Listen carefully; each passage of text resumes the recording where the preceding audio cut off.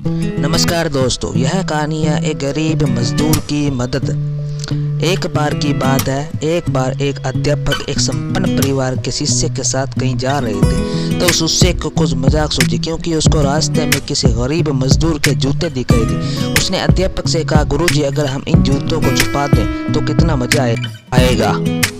देखते हैं कि मजदूर पर इसका क्या असर पड़ता है। अब उसको तो मजाक सूझ रहा था, लेकिन गुरुजी ने कहा कि नहीं, गरीब इंसान के साथ इस तरह का भद्दा मजाक करना ठीक नहीं। उसने कहा, क्यों ना हम इन जूतों में कुछ सिक्के डाल दें और देखें कि इसका इस गरीब मजदूर पर क्या प्रभाव पड़ता है।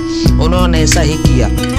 जैसे ही मजदूर अपना काम करके लौटा और उसने एक पाँव अपने जूते में डाला तो उसको कुछ कचोर सा महसूस हुआ। उसने अंदर हाथ डाला तो उसको कुछ सिक्के दिखाई दिए।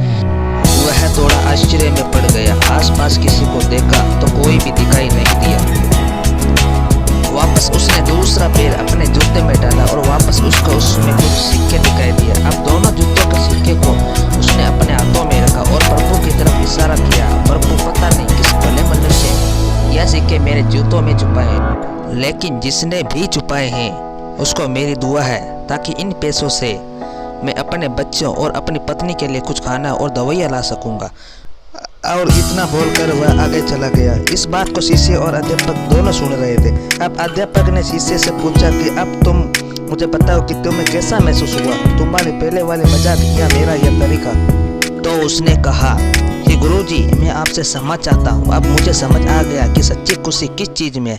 जब हम किसी का मजाक उठाते हैं तो हमें कुछ पूरा आनंद मिलता है, लेकिन इससे हमें बददुआ मिलती है। लेकिन अगर हम किसी की मुश्किल परिस्थिति में मदद करते हैं तो जिसकी भी हम मदद करते हैं उसको भी पता नहीं कि हमने उसकी मदद की है, लेकिन अंदर ही अंदर हमें पता चलता है कि हमने उस इंसान की मदद की है। यही सच्ची खुशी है। जब हम दूसरों को खुशी देते हैं तो हमें सच्ची खुशी मिलती है।